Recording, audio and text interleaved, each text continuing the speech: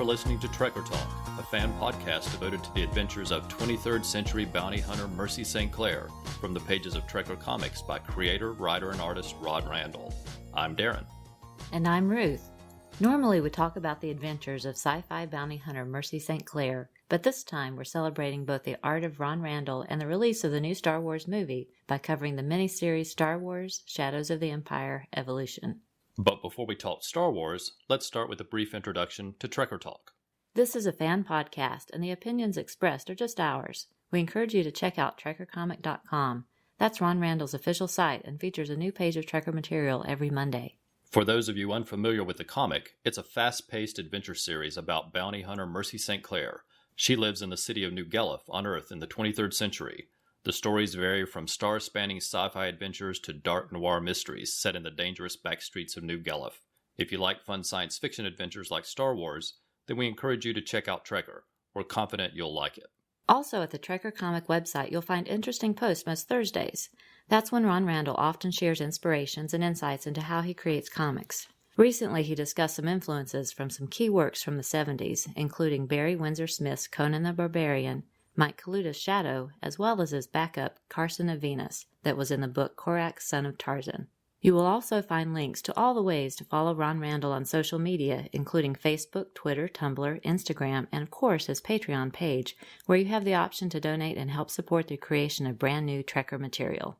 We love hearing from you and sharing your feedback, so please write in and let us know your thoughts. How do you like the stories? What do you think of the art? Tell us how you first discovered any of Ron Randall's creations. We're very interested in your stories. So please listen at the end of the episode for ways to contact us, and we'll include your comments in a future episode. Plus, we are currently running a series of contests with Trekker prints signed by Ron Randall as prizes. Later in this episode, we'll be announcing the winner of the latest drawing and giving you details on how you can enter for a chance to win a print in the next contest.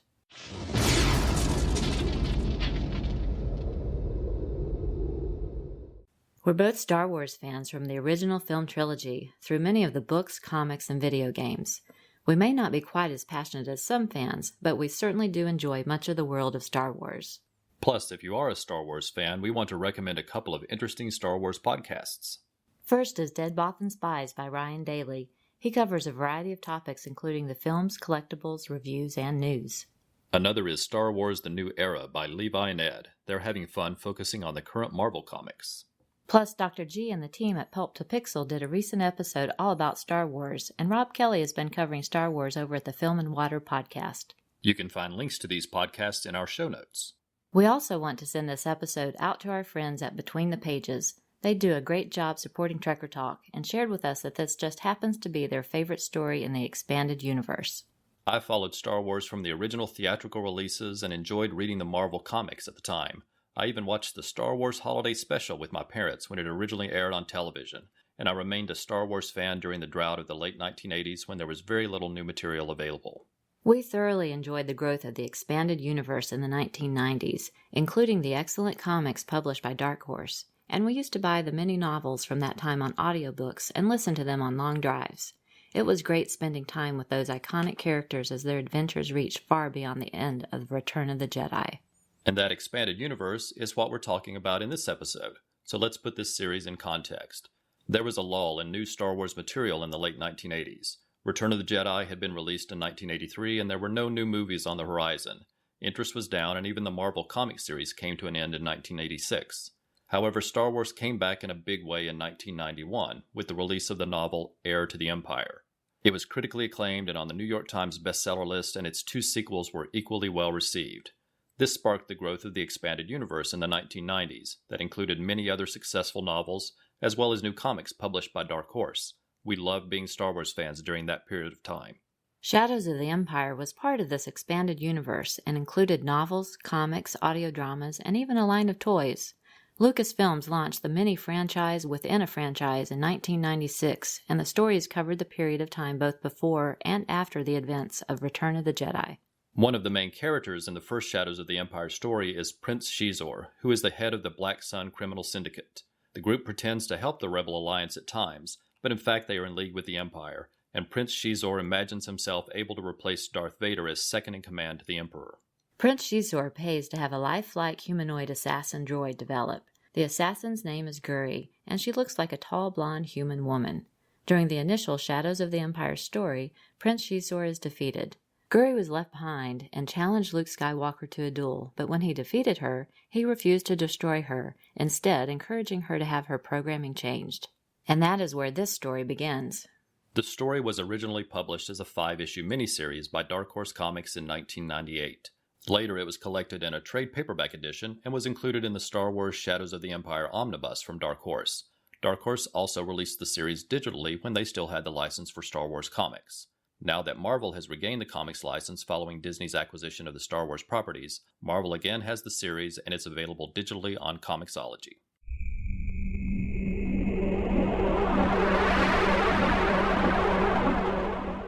Star Wars Shadows of the Empire Evolution. Written by Steve Perry, colors by Dave Nestel, letters by Steve Dutro, pencils by Ron Randall, inks by Tom Simmons and Ron Randall. Issue number 1, February 1998. Our story opens with a small ship on the run from a Star Destroyer. The small ship releases a barrage of proton torpedoes, destroying its pursuer. The pilot of the small ship is a tall, blonde woman who looks upon the floating debris with a calm expression. Meanwhile, on Coruscant, a bounty hunter named Kar Yang, who looks like a tall, muscular, bird-like creature, is looking for information about Guri, the humanoid android assassin that was owned by Prince Shizor, the former head of the Black Sun criminal syndicate. The small ship lands on Herd's moon, and the pilot is forced to surrender her weapons before entering the city. Walking down an alley, she is ambushed by a large group with clubs in hand, demanding payment before letting her pass through their area. A moment later, they are all in a pile on the ground as our pilot, who is clearly the android assassin Guri, strides toward her destination, a cantina in a back alley. Inside, Guri is looking for the owner, Mossad Thrumble.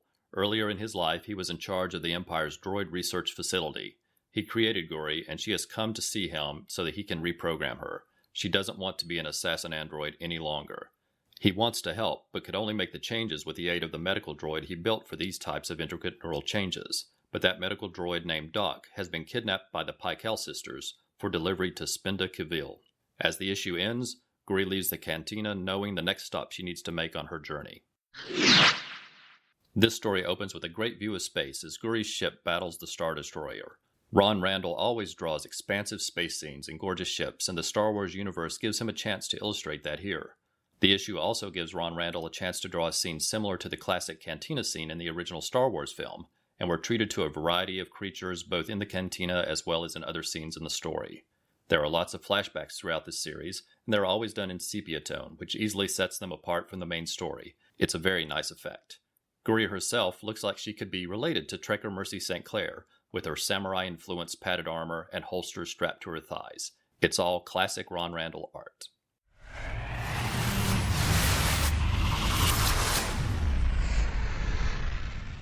Issue number 2, March 1998. The Pykel sisters have landed on the tropical planet of Murincom to deliver the medical droid Doc to rogue scientist Spinda Kivil. Meanwhile, Guri is in pursuit. She is looking for a path to redemption. She wants to stop being an assassin with no choice other than to follow the commands of others. 3 ships attack Guri, and while she is able to maneuver and destroy them, her own ship is damaged in the fight and she crashes into the swamp. Unfazed, she rises from the swampy waters and begins to walk. Back on Herd's moon, bounty hunter Kar Yang has found Mossad Thrumble, and he wants information about Guri.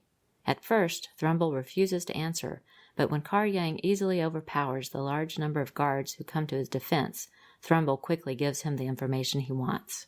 Back on Murincom, Spinda Kivil is using the medical droid Doc to reprogram androids with the ability to learn 10 years of martial arts in just 10 minutes. Meanwhile, Guri is making her way through the swamps. First, she is attacked by a giant monster that raises from the swampy water, which she quickly defeats, and later, she easily overpowers a pack of large wild cats. Kar Yang is reporting on his progress to retrieve Guri to the person who hired him, and it appears to be Prince Shizor, who everyone believes was killed by Darth Vader. However, we learn it is actually Shizor's niece, Savan, in disguise. She has hired Kar Yang to retrieve Guri so that she can use the android to take over the remnants of Black Sun. Approaching Murincom, Kar Yang's ship is attacked by a large group of droid ships, as was Guri's, and he is forced to make an emergency landing in the swamps as well. The Pykel sisters go out to intercept him, but are unable to find any trace of him.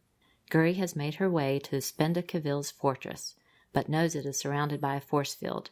She waits in hiding until the Picel sisters return and takes the opportunity to slip through the briefly opened force field, and inside she confronts Spendacaville and the Picel sisters as the issue ends.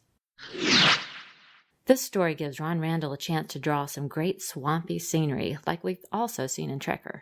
He captures the murk and the mire of the swamp well, and every one of those panels is filled with adventure. Creatures like the one Guri fights in the swamp are another specialty of Ron Randall. It is definitely menacing looking and reminds me a little of the creature that Mercy St. Clair battles in the Trekker story Jekka. The layouts in this issue particularly stand out. There's variety in the panel layouts, and there are some interesting juxtapositions in the art, with scenes of oozing swamps and scenes of sterile labs often sharing the same page. Issue number 3, April 1998. On Coruscant, some of the remaining members of Black Sun are squabbling among themselves over who should be in charge. But unknown to them, a hidden camera is delivering a video feed of their meeting to our heroes, Luke Skywalker, Princess Leia, Lando Calrissian, Han Solo, and Chewbacca. Han seems particularly interested in a woman in the Black Sun group. Back on Murincom, the Picel sisters move against Guri, but are quickly incapacitated. Spendacaville attempts to sneak up on her from behind, but one of the droids reprogrammed by Doc takes him in hand, and he quickly learns that Doc was reprogramming the droids differently than he wanted. Guri tells Doc she is there to retrieve him and return him to Thrumble on Herd's moon, where he will then reprogram her so she no longer has to be an assassin. Guri returns to her downed ship with the medical droid Doc, and we see that her ship was not really crashed as we thought earlier, but instead she merely hid the ship in the swampy waters. But before she lifts off, Kar Yang tags the ship with a tracking device. He has decided that Guri is worth more as his personal assassin android than the reward he would get from returning her to Prince Shisor's niece Savan. Luke, Leia, Han, and Chewbacca arrive to negotiate with Black Sun and meet up with the woman that Han found so intriguing on the video monitor. She is interested in negotiating and describes her business ventures as mostly legitimate. There is an ambush, but our heroes easily defeat their attackers, and the woman tells them she is sure the attackers were sent by Black Sun rival Vecker. As our group of heroes leave, we see that their new acquaintance is actually Prince Shisor's niece Savan in another disguise. Guri returns with Doc, and Thrumble quickly begins preparations for her procedure just as he promised. However, before he can begin his work, Kar Yang enters the room with his weapon in hand. Guri isn't letting anyone interfere with what she wants, however, and after a brief battle she plunges her fist deep inside Kar Yang's torso, ending the fight. She turns back to Thrumble, and he again begins preparations for her procedure as the issue ends. The meeting of the Black Sun Criminal Syndicate gives Ron Randall another chance to draw some more of the classic Star Wars aliens, and even better, we get to see most of the classic Star Wars heroes as well. In this issue, I think he particularly captures the fiery Princess Leia perfectly, and his drawings of Chewbacca are great. This issue also includes an amazing page of the planet Coruscant with ships in orbit around it. The perspective is stunning and looks very three-dimensional. The great panel layouts continue this issue, and Ron Randall really paces the story well through the variety of panel sizes he uses. As an example, I'll just reference the page where Guri retrieves her ship from the swamp and Kar Yang tags it with a tracking device. There are distant panels, close-up panels, horizontal panels, and vertical panels, and together they create a fast-paced flow to that page that creates a feeling of suspense.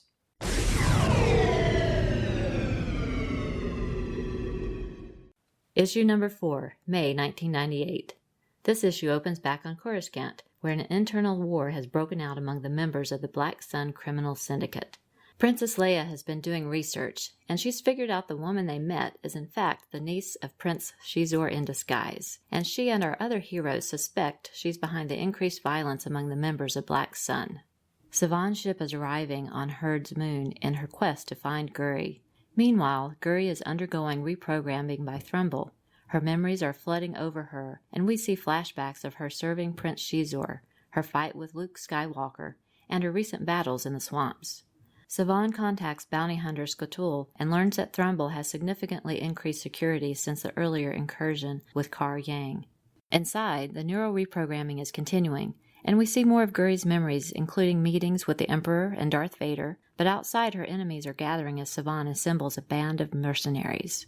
And the Picel sisters have also departed the planet Murincom with plans to take Guri's head. Meanwhile, aboard the approaching Millennium Falcon, Luke has sensed danger ahead in the Force. In Thrumble's lab, Guri awakens from the procedure, and the issue ends. This story opens with a great cityscape on Coruscant.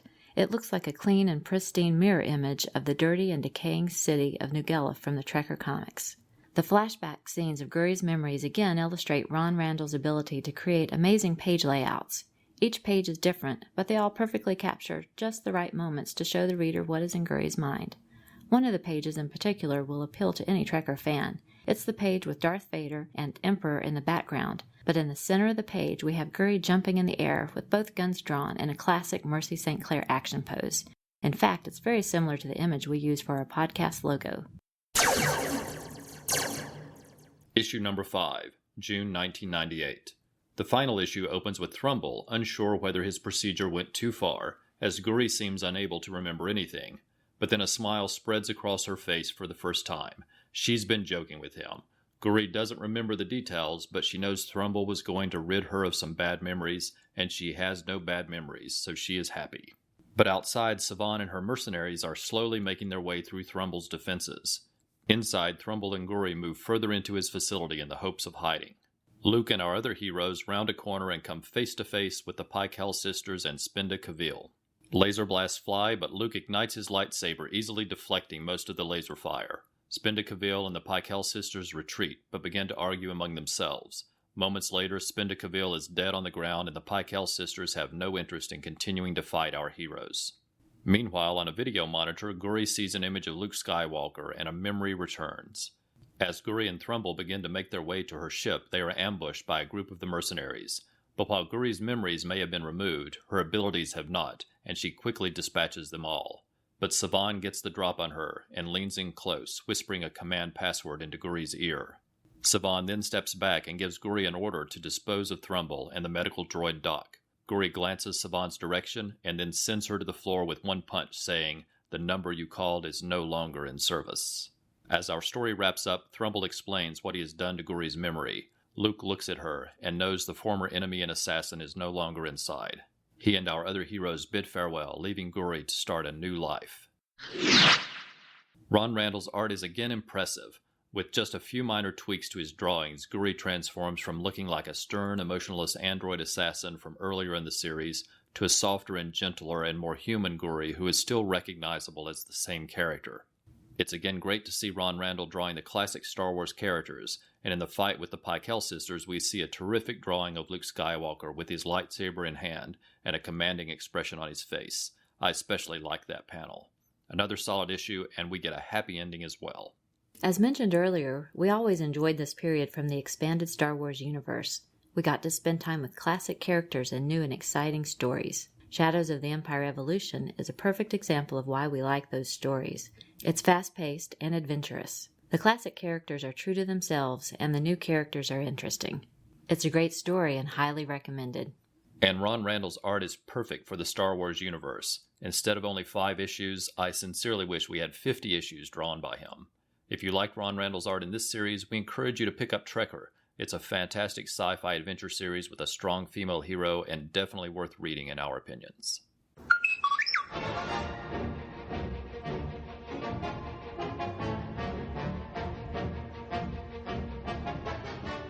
I got a bad feeling about this. You'd be feeling a lot better, Han, if you were listening to Dead Bothan Spies, a Star Wars podcast hosted by me, Ryan Daly. That doesn't sound too hard. It's not hard. You just check out Dead Bothan Spies on iTunes, Facebook, or the blog page, deadbothanspies.blogspot.com. Don't be too proud of this technological terror you've constructed.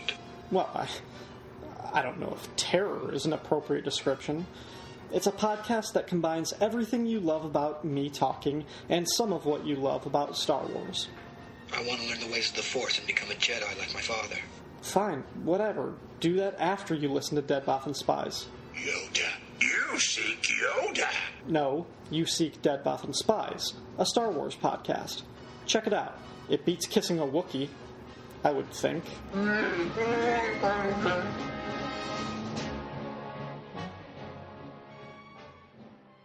Hi, I'm Kyle Benning, and I love comics. In fact, I love them so much that I ramble on about them on a number of podcasts, all on one feed, found under the King Size Comics Giant Size Fun banner. I talk about comics with extra page counts, like Treasury Comics, Prestige format books, DC's Dollar Comics, Marvel's giant-size specials and king-sized annuals, and much, much more. I also love to talk about DC's Crisis on Multiple Earth crossovers, free comics from special promos, Free Comic Book Day, Star Wars, my life as a Teenage Mutant Ninja Turtles fan, random comic book back issues, and many other elements of geek culture that happen to strike my fancy. There's new content usually dropping at least once a week, and it's all found on one feed. You can subscribe via iTunes. Just search for King Size Comics Giant Size Fun in the iTunes Store or podcast app on your iPhone. Otherwise, you can follow the podcast at the King Size Comics Giant Size Fun blog headquarters, available at www.kingsizecomicsgiantsizefun.blogspot.com. That's all one word, kingsizecomicsgiantsizefun.blogspot.com, or follow on Facebook by simply searching for King Size Comics Giant Size Fun. So for snappy review and discussions on comics, new and old, usually done from the front seat of my car or my lunch break at work, check out King Size Comics Giant Size Fun. Next up is Trekker Transmissions, when we share the listener feedback we've received since the previous episode. Thanks to everyone who joins in on social media to discuss the Trekker comic. It's great to connect with other fans of Ron Randall and with listeners of this podcast. And it was really a treat to see that Trekker comic was trending on Twitter on a recent Monday when Ron Randall had posted a new page and there was a flurry of likes, retweets, and conversations about Trekker. On Facebook, Chris Mounts did a post about his top 3 new podcasts of 2015, and we were honored to see that Trekker Talk made his list. And then we were doubly honored to see that our other podcast, Warlord Worlds, was on his list as well. Joining us on the list was Cinema Psyops by Court and Matt. Thank you so much, Chris. In the post, Chris mentioned that 2 of his longtime favorite podcasts are Dread Media and Martian Drive-In, and we saw that Martian Drive-In, episode 63, was devoted to the films of Christopher Lee, and we're big fans of Christopher Lee, so check out those podcasts as well. And we were also honored by Kyle Benning of the King Size Comic Giant Size Fun podcast, who also named Trekker Talk as one of his favorite new podcasts of 2015, and encouraged his friends to check it out. In return, we enthusiastically encourage everyone to check out Kyle's fun podcast that he usually records from his car. The episodes are short, fast-paced, fun, and cover a variety of topics. And the way you can't just eat one potato chip at a time, you also can't listen to just one of Kyle's shows at a time. We'll have a link in our show notes. John Baker recommended that his friends check out the work of Ron Randall and the Trekker world he has created. John also posted a photo of his signed, Made in Oregon, Mercy St. Clair print that he won in last episode's contest, and commented that he loves the vibrant colors and the details in the work. John also shared a photo of Ron Randall at his booth at Rose City Comic Con. It's a great shot and includes the Trekker banners in the background. John and his sister Ruth Reese attended the con and had a great time chatting with Ron Randall. There were several exchanges on Twitter with John and Ruth thanking Ron for being so generous with his time and saying how great it was to speak with him, and of course Ron replying about how much fun it was to speak with them too. I want to share a quote from John's sister Ruth Reese. I know I must have a connection to her because we have the same name, and it's not a very common name, and I'm right with her on this quote she shared on Twitter. It's a Trekker kind of world, and I'm just a Trekker kind of girl. Brian Mulvey kindly says Trekker is a brilliant comic and that we do an entertaining podcast. Brian has sent in a lot of great observations and feedback about Trekker since the beginning of our show, and you may even remember that both he and Ron Randall are fans of British musician Richard Thompson, who is renowned for his skill with the guitar. So we really appreciated Brian's post, where he said that Ron Randall is to pen and ink what Richard Thompson is to wood and wire. We know exactly what Brian means. Professor Allen of the Relatively Geeky Podcast Network let us know he found a copy of Trekker number 1 for $1. That comic is a treasure, so he really found a bargain. Those familiar with Professor Allen will know that he does a few podcasts, including one called The Quarter Bin, where he only reviews comics that he was able to find for 25 cents or less. So now Trekker has a chance of showing up on that podcast too. Professor Allen also wrote in regarding the art in the interlude issue we covered last episode. He said it was distinctly different, and I would have preferred Ron Randall's take on his creations, especially the cover. As soon as I saw it, I knew it wasn't Randall. Brian Mulvey also wrote in about episode number 11 and said, I am clean out of superlatives to describe what the two of you consistently do episode after episode. This may have been your tightest effort to date. The reason I say this is what you had to work with. A 7-page, non-action interlude drawn by an artist not named Randall. Well done, and if I may be so bold, a Trekker toast to Ruth and Darren for excellence in comic podcasting. Thank you, Brian. Professor Allen and Brian were not alone, as we received similar comments from several other listeners, and we completely agree. it's always best to see Mercy St. Clair and the World of Trekker drawn by Ron Randall. Not long ago, for a Throwback Thursday post, Ron Randall shared a recent commission from his very first DC series. It is of the character Janal from Barren Earth. The piece is terrific, and we'll repost it so you can take a look if you missed it earlier. Janal is another strong, heroic female character. Soon after, Dr. G shared a photo of the 4-issue Barren Earth miniseries that he picked up at his local comic book shop. The series was written by Gary Cohn and edited by Laurie Sutton, and the art was by Ron Randall. Ron and Laurie chimed in on Twitter with Laurie sharing that Barren Earth was a benchmark for her. She really enjoyed the serious science fiction that Ron and Gary delivered. And Ron commented that in some ways Mercy St. Clair was influenced by what he created with Janal.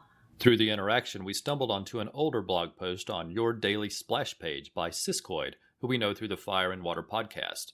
There, Siskoid recommended that DC somehow, someway bring back that world for a new series. We agree completely, and we look forward to covering Barren Earth on this podcast when we've caught up to the current Trekker comics. Timothy G. Kramer appreciated the Trekker toast he received last time and was happy to know that we appreciate the positive approach of his provocative praise blog. Trekker fans also exchanged a couple of nice conversations on Twitter since last episode. One began with an initial post by Ron Randall about all of the recent rain in Portland, coupled with an image of Winnie the Pooh floating in an upside-down umbrella, illustrated by E.H. Shepard from the original Winnie the Pooh stories by A.A. Milne. E.H. Shepard also illustrated The Wind in the Willows by Kenneth Grahame, which is another of my favorite children's books.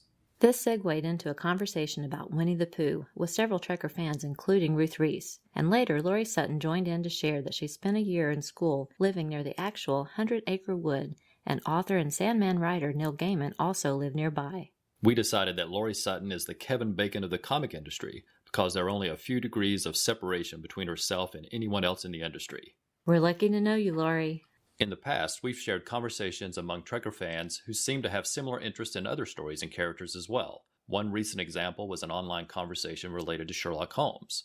And another recent example came from Brian Mulvey as we exchanged comments about the excellent Xenozoic Tales comic by Mark Schultz. And over on Tumblr, we exchanged messages with Joe Crawford on his fun blog titled For the Non-Discerning Reader about several comics we all like, including Starslayer by Mike Grell, the current Lone Ranger series, The Max, and the mangas Trigun and Rurouni Kenshin.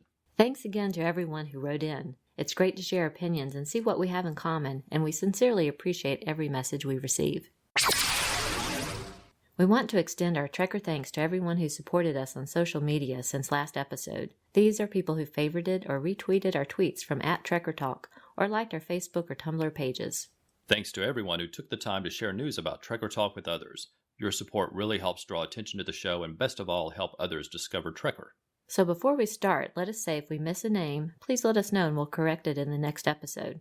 And also, forgive us if we mispronounce your name. Just email us and let us know, and we'd be happy to correct that next episode as well. A Comic Book World, Adrienne Grayson, Ange, Between the Pages, Brian Mulvey, Chris and Cindy Franklin of the Supermates podcast, Chris Mounts, Christopher Mills, Coffee and Comics Blog, Cosplay USA, Cujo, Demonic Sausage, Diabolou Frank of the Idlehead of Diabolou, Dr. G, Man of Nerdology of the Pulped Pixel podcasts, Entree Bat, the Film and Water podcast, Gene Hendricks of the Hammer Strikes, Geraldine Tupas, Indie Film Life, J.T. Presta, Jeff Messer of the Geek Brain Popcast, Joe Crawford of the blog The Non-Discerning Reader, Joey Thompson, John Baker, Carl Deasley, Keisha Trujillo, Kyle Benning of the King Size Comic Giant Size Fun podcast, Laurie Sutton, writer of the You Choose Adventure books and Our Dragon Con friend, Lily Turner, Luke Dobb of Dobb Creative, Marilyn Holth, Martin Gray of Too Dangerous, and Miles Grebb. Pablo Ventura, Paper Rocket Ship, Patrick Scardo, Professor Allen at the Relatively Geeky Podcast Network, Robin's Studio, Rolled Spine Podcast, Ron Randall himself, Ruth Reese, Ryan Daly of Flowers and Fishnets, Dead Bothan Spies, and Secret Origins Podcasts, Shag, also known as Firestorm Fan of the Fire and Water Podcast, Shirtosaurus, Siskoid, Space Cowboy Sci-Fi, Stella of the Batgirl to Oracle Podcast, Stephen Bryant, Stephen Smith, Strictly Doctor Who, Sin, Terry and Ed Moore of Till Productions, and we're happy to share that the Emerald Archer podcast that Ed records with his son Nick has returned from hiatus.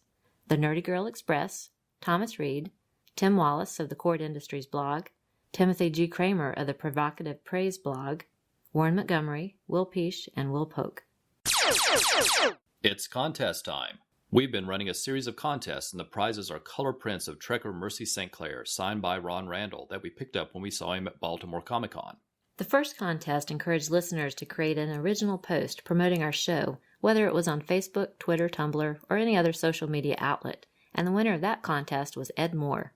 For the second contest, we encouraged listeners to promote the new Trekker pages that Ron Randall releases each week, and the winner of that contest was John Baker. The third contest encouraged listeners to promote Ron Randall on Twitter with Friday Follows tweets, and we'll be drawing the winner for that contest in just a moment.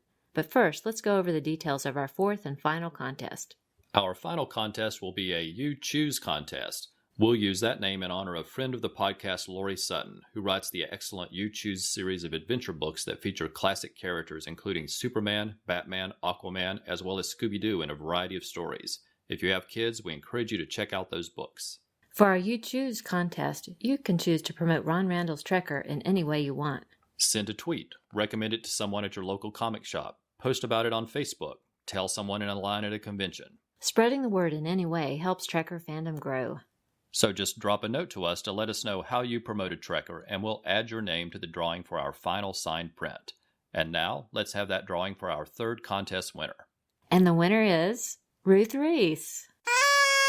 Congratulations, Ruth. Wait, didn't Ruth's brother John just win last time? Yes, but that's easily explained since both of them are very active Trekker supporters. So we'll contact Ruth and see which of the two remaining prints that she would like to select. And then the winner of our next contest will receive the final remaining signed print. Good luck, everyone. We hope everyone enjoyed spending some time with us in the Star Wars universe, and we hope you will all come back next month when we return to the world of Trekker.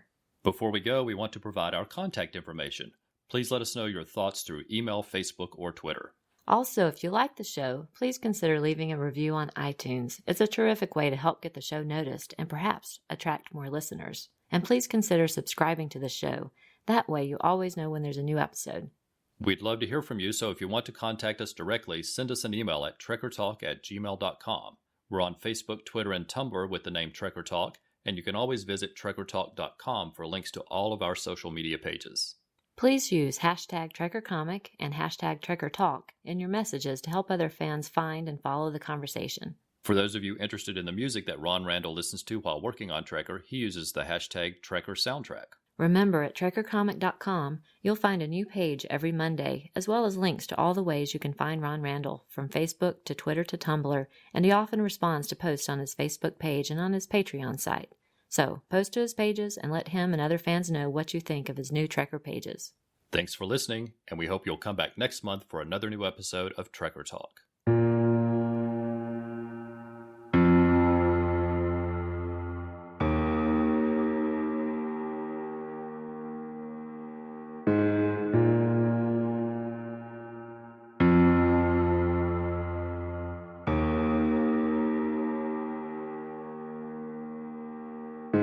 Trekker Talk is not affiliated with Dark Horse Comics or Ron Randall. The views expressed on the show are solely ours.